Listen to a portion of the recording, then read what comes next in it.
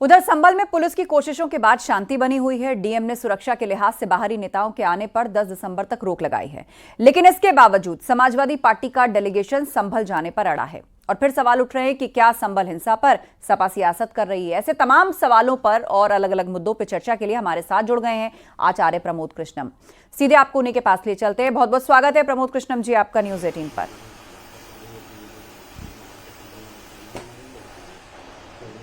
Hello जी, आवाज आ रही है आचार्य जी आपको मेरी? आवाज आपकी आ रही है, लेकिन बड़ी धीमे धीमे आ रही है, बड़ी भर्राते हुए से आ रही है। अच्छी साफ क्लियर नहीं आ रही है। दोबारा लगाएं क्या, पैच करें? तो बिल्कुल आचार्य प्रमोद कृष्णम हमारे साथ जुड़ रहे हैं, लेकिन आपको बता दें कि संभल में हालात सामान्य हैं। यहां पर फोर्सेस अब भी तैनात हैं। जुमे की नमाज शांतिपूर्ण अता करवाई गई है। पूरी फोर्सेस की मौजूदगी में यह नमाज हुई है। धीरे धीरे जीवन पटरी पर आ रहा है। दुकानें खुलने लगी हैं। लोग चहलकदमी करते हुए सड़कों पर देखे जा सकते हैं। और ये तस्वीर हम आपको संभल के दिखा रहे हैं। ये हिंसा के बाद की तस्वीरें हैं जहां आपको सब कुछ खाली लग रहा होगा, लेकिन फिलहाल अब तस्वीर लगभग सामान्य हो चली है। लोग अपने घरों से निकल रहे हैं।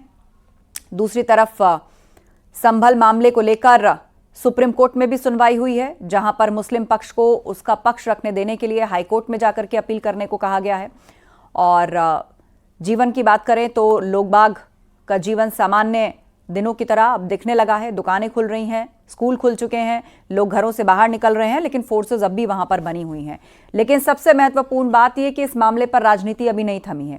एहतियात के तौर पर किसी भी नेता का 10 दिसंबर पर वहां जाना बैन है, लेकिन सपा का डेलीगेशन इस बात पर अड़ा है कि वो वहां जाएगा।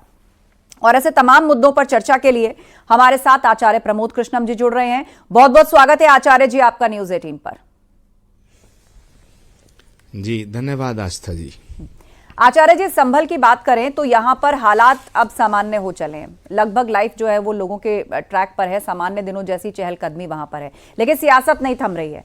सपा का डेलीगेशन लगातार अड़ा हुआ है कि वो संभल जाएगा, जबकि वहां पर जाने पर रोक है 10 दिसंबर तक। आपको क्या लग रहा है इस पूरे मामले पर? क्या समाजवादी पार्टी राजनीति कर रही है? देखिए, संभल की स्थिति धीरे धीरे सामान्य होती जा रही है और वहां शांति स्थापित हुई है और वहां अमन कायम हो रहा है। ये बात समाजवादी पार्टी को सूट नहीं कर रही है। ये समाजवादी पार्टी को अच्छा नहीं लग रहा कि संभल में शांति हो। संभल को ये दंगों की आग में झोंकना चाहते थे और इन्होंने पूरी तैयारी कर ली थी। ये एक बहुत बड़ी साजिश है और ये बहुत बड़े षड्यंत्र का हिस्सा है, क्योंकि हजारों लोग सुबह इकट्ठे हो जाना, उनके हाथों में पत्थर आना और हमला कर देना, ये किसी बड़ी प्लानिंग के बिना नहीं हो सकता है।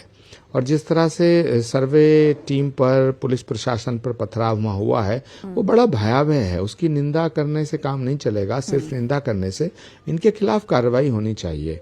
आचार्य जी, अब आपने कार्रवाई का जिक्र किया है, तो आपने ये भी कहा कि अखिलेश यादव के ऊपर एफआईआर होनी चाहिए। ऐसा क्यों कहा आपने कि अखिलेश यादव पर एफआईआर होनी चाहिए? आस्था जी, एक आदमी है जो पत्थर चलाता है, पत्थर मारता है, उस पर कार्रवाई होती है, उसके खिलाफ मुकदमा दर्ज होता है। लेकिन जो पत्थर फेंकवाता है तो उसके खिलाफ कार्रवाई क्यों ना होनी चाहिए? 120 के तहत मुकदमा दर्ज होना चाहिए।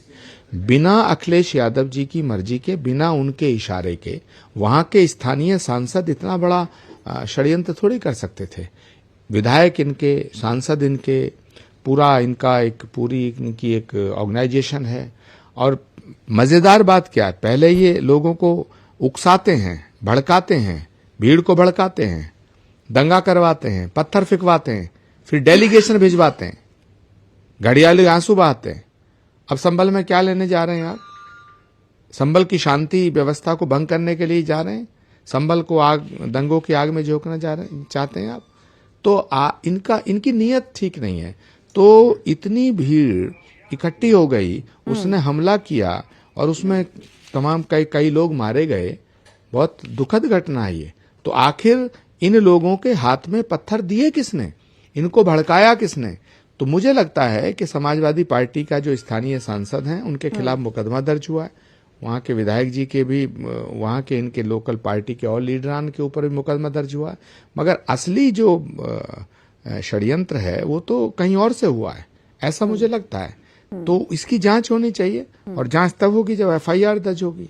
तो मुझे लगता है अखिलेश यादव जी को इसका स्पष्टीकरण देना चाहिए, इसकी सफाई देनी चाहिए और इसको स्पष्ट करना चाहिए कि क्या या तो अखिलेश यादव जी को अपने सांसद के खिलाफ कार्रवाई करनी चाहिए, अच्छा, और नहीं तो अब मैं मानूंगा और मैं नहीं मानूंगा, नहीं तो अखिलेश यादव जी इसमें शामिल हैं, ये कहना चाहिए, बताना चाहिए। इस मुद्दे की जड़ में जाते हैं सांसद जो आचार्य जी, इस मुद्दे की जड़ में जाते हैं। संभल की जो जामा मस्जिद है उसके लिए दावा है कि वो हरिहर मंदिर है। इस दावे में आपको कितनी सच्चाई लगती है? नहीं, ये सिर्फ दावा नहीं है, ये तो इतिहास के पन्नों में दर्ज है। इसको दावा नहीं कह सकते आस्था जी। बाबरनामा और आईने अकबरी में साफ लिखा है कि 1525-26 में मंदिरों को तोड़ा गया और उसमें अयोध्या का मंदिर टूटा, संभल का मंदिर टूटा। संभल में 20-25 साल पहला या 50 साल पहला जो एक बार रॉइट हुए थे, तब भी ये बात उठी थी। तो पौराणिक इतिहास और दूसरा इतिहास, पौराणिक मान्यताएं और दूसरा इतिहास में लिखा है।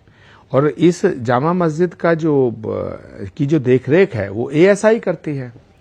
तो एएसआई ने कल एफिडेविट दिया है, उसमें भी उन्होंने कहा है कि हमें भी बेदखल कर दिया गया है। तो ये बहुत बड़ा कॉम्प्लिकेटेड मैटर है, बहुत संवेदनशील है, लेकिन हिंदुओं की आस्था से जुड़ा हुआ है। पुराणों में ऐसा लिखा है कि कलयुग में भगवान का अवतार संभल की धरती पे होगा।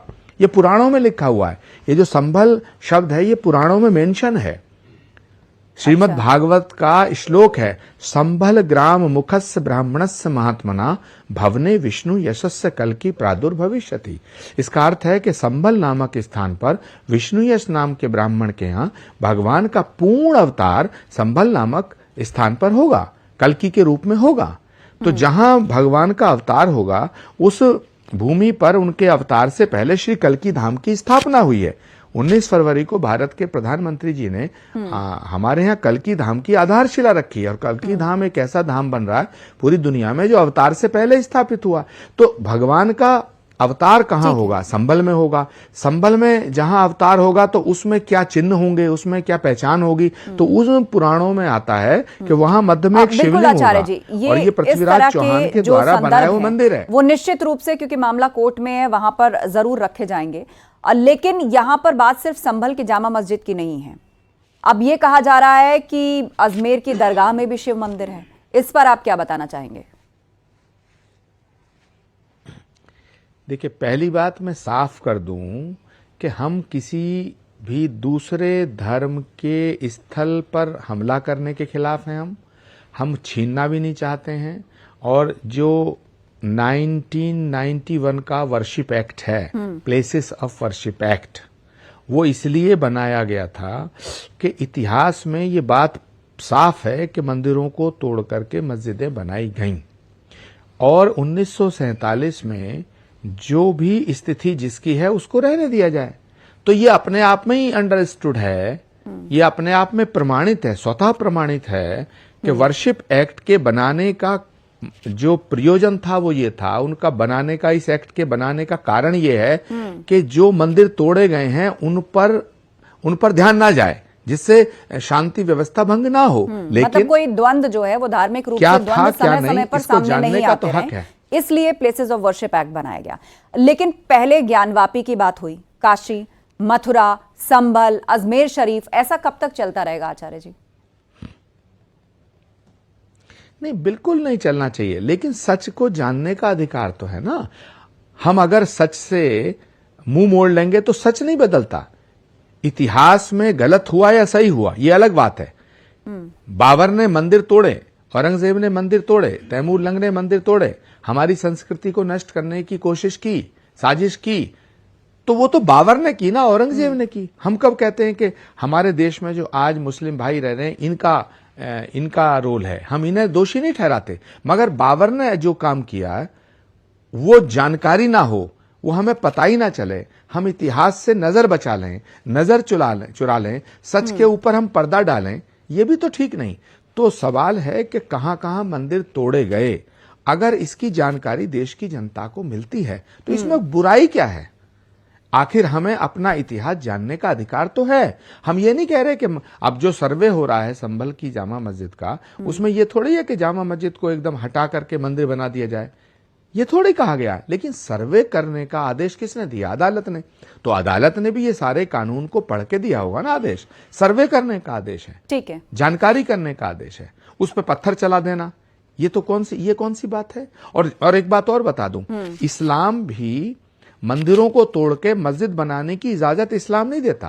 किसी दूसरे धर्म के धर्म स्थलों को तोड़ने की इजाजत इस्लाम नहीं देता। ठीक है। तो जो इस्लाम के नाम पर यह काम बादशाहों ने किया, बाबर ने किया, औरंगजेब ने किया, तैमूर लंग ने किया, मुझे लगता है ये इस्लाम के अनुसार नहीं है, ये एंटी इस्लाम काम किया। तो आज हम, भारत एक स्वतंत्र देश है, भारत में एक स्वतंत्र न्यायपालिका है, हमें न्यायपालिका के फैसलों का इंतजार करना चाहिए और न्यायपालिका पर भरोसा रखना चाहिए। बिल्कुल, और कोर्ट से ही इस तरह के मामलों पर फैसले और उसको सबको मानना चाहिए, और कोर्ट का न्याय जो है वो सबके लिए है और सब लोगों को अपने संविधान और न्यायालय में भरोसा रखना चाहिए। लेकिन आचार्य जी, संसद में राहुल गांधी पहले से हैं, अब प्रियंका गांधी भी पहुंच गई हैं, तो आप बहुत करीब रहे हैं प्रियंका गांधी के, उनके सलाहकार भी रहे हैं और समय समय पर आपके कमेंट्स भी सामने आते रहे हैं दोनों को लेकर। तो आपको क्या लग रहा है, दोनों के बीच में बेहतर तालमेल दिखेगा, प्रतिद्वंदिता दिखेगी, क्या दिखेगा आप संसद में? देखिए, पहली बात तो ये है कि मुझे बड़ी खुशी है प्रियंका गांधी जी लोकसभा की सदस्य बनकर के सदन में पहुंची हैं, मैं उन्हें शुभकामनाएं देता हूं। दूसरी बात यह, जहां तक ताल्लुक है और बातों का, तो आप ये बात मेरी नोट कर लीजिएगा कि कांग्रेस पार्टी का नेतृत्व जब तक राहुल गांधी के हाथ में है तब तक कोई भी सांसद बन जाओ, कोई विधायक बन जाओ, कांग्रेस का भला नहीं होने वाला है। क्योंकि राहुल गांधी जी जब तक हैं, उनके जो इर्द गिर्द की चौकड़ी है, जिसे मैं चंडाल चौकड़ी कहता हूं, उसे कोई नहीं हटा सकता। राहुल गांधी जी के नौकरों की एक चौकड़ी है जो कांग्रेस के बड़े बड़े नेताओं को बेइज्जत करती है और सारे फैसले वो चौकड़ी लेती है। वो जो राहुल गांधी जी के नौकर हैं वही फैसले लेते हैं, तो उन नौकरों को नहीं हटाया जा सकता है।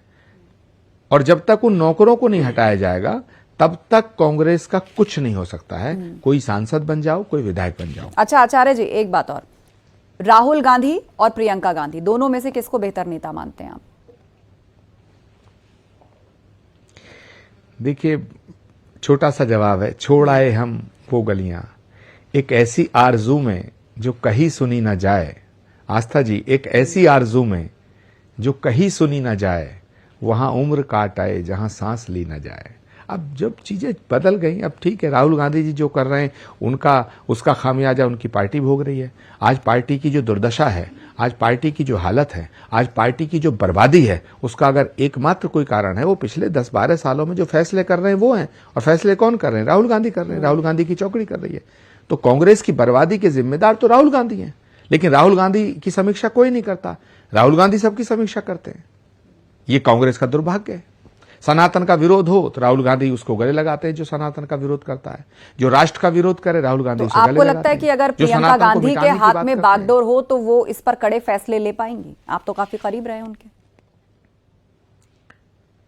मुझे लगता है जब तक राहुल गांधी कांग्रेस के नेता हैं तब तक कांग्रेस को कोई नहीं बचा सकता। प्रियंका गांधी सांसद के रूप में आई हैं, मैं उन्हें शुभकामनाएं देता हूं, बधाई देता हूं, अच्छी बात है। लेकिन प्रियंका गांधी जी के हाथों में कमान नहीं दी जाएगी। जो प्रियंका गांधी जी को कमान देने की बात करेगा वो कांग्रेस से निकाल दिया जाएगा। देश में सनातन बोर्ड की मांग उठ रही है, इसे लेकर आपका क्या सोचना है? क्या इसकी जरूरत है? आप इसकी जरूरत महसूस करते हैं? सनातन बोर्ड होना चाहिए देश में? देखिए, भारत एक बहुत बड़ा लोकतंत्र है, भारत बहुत बड़ा देश है और इस देश के अंदर इतने राज्य हैं, उन राज्यों में इतने बोर्ड हैं, सैकड़ों बोर्ड हैं। केंद्र सरकार और राज्यों की सरकार को मिलाओ तो हजारों बोर्ड हैं। तो सनातन बोर्ड भी बन जाएगा तो क्या दिक्कत है?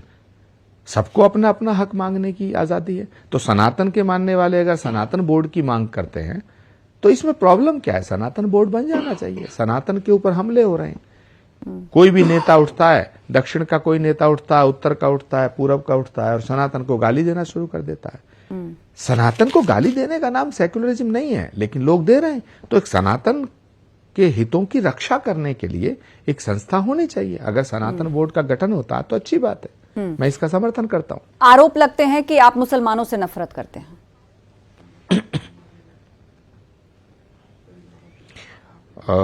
हिंदुस्तान में जो पैदा हुआ है, चाहे वो हिंदू है या मुसलमान, वो तो हिंदुस्तानी है।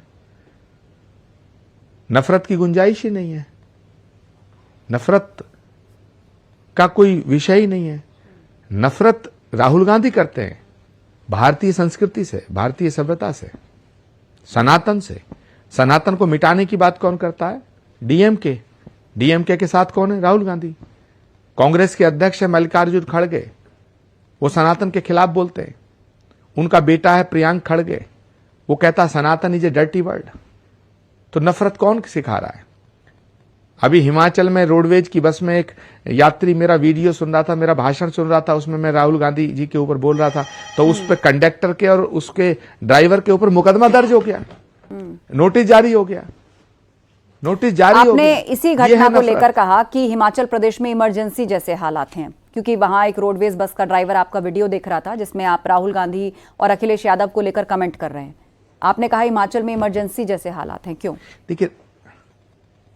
देखिए बिल्कुल मैंने इसलिए कहा है कि राहुल गांधी जी देश में और विदेश में जाकर कहते हैं भारत में लोकतंत्र मर गया, लोकतंत्र नहीं है, लोकतंत्र की हत्या हो चुकी है, नरेंद्र मोदी ने लोकतंत्र की हत्या कर दी है। अरे भैया, हिमाचल में बस में क्या भाषण सुनने पे पाबंदी है? क्या भाषण सुनना गलत है? जो भाषण सुन रहा है और उसके ड्राइवर कंडक्टर के ऊपर नोटिस जारी होना, ये तो अजीब बात है, ये तो गजब है। भारत के लोकतंत्र में ऐसा नहीं हुआ। तो ये तो इमरजेंसी से बड़ी इमरजेंसी है। लेकिन आचार्य जी बात तो ये भी है ना, सुनिए, बात तो ये भी है ना कि एक रोडवेज बस का ड्राइवर जिसके हाथ में सवारियां, यानी जो एक बस की कैपेसिटी अगर मान लीजिए 60-70 लोग हैं, उसके हाथ में उन लोगों की जान भी है।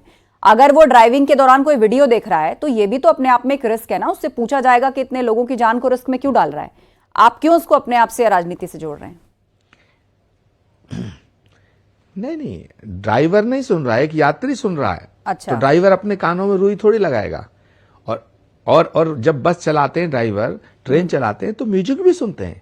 लेकिन प्रॉब्लम म्यूजिक से नहीं है, प्रॉब्लम आचार्य प्रमोद कृष्णम का भाषण जो राहुल गांधी पे चल रहा है उससे है, इसलिए नोटिस जारी हुआ है। बट ये सवाल तो वहां के चीफ मिनिस्टर से पूछना चाहिए कि भाई ड्राइवर और कंडक्टर को नोटिस जारी क्यों हुआ? क्या बस में किसी का भाषण सुनना गैर कानूनी है? क्या हिमाचल प्रदेश में इमरजेंसी घोषित हो चुकी है या अघोषित इमरजेंसी है? तो सवाल ये होना चाहिए और जवाब देना चाहिए वहां के मुख्यमंत्री को, जवाब देना चाहिए राहुल गांधी जी को। आप पूछिए राहुल गांधी जी से कि आप बड़ी लोकतंत्र की दुहाई देते हैं, विदेश में जाकर भी कहते हैं, लेकिन आपके यहां आपकी स्टेट में आपकी सरकार है। अगर कोई आदमी बस में बैठ के भाषण सुन रहा है, ये बड़ी मजेदार बात है, बड़ा वेरी फनी। मैं तो हैरान हूं, आश्चर्यचकित हूं कि क्या ऐसा भी हो सकता है कि एक आदमी बस में जा रहा है, वो भाषण सुन रहा है, हाँ। और उस बस के ड्राइवर और कंडक्टर को सरकार नोटिस दे रही है, वो परिवहन डिपार्टमेंट नोटिस दे रहा है। क्या ऐसा क्यों चल रहा है? तो इसके पीछे बहुत ऐसी चीजें हैं, जब आप सवाल करेंगे तो उनसे पूछिएगा। ठीक है, बहुत बहुत धन्यवाद आचार्य प्रमोद कृष्णम जी, आप हमारे साथ जुड़े और आपने तमाम मुद्दों पर अपनी बातें रखी।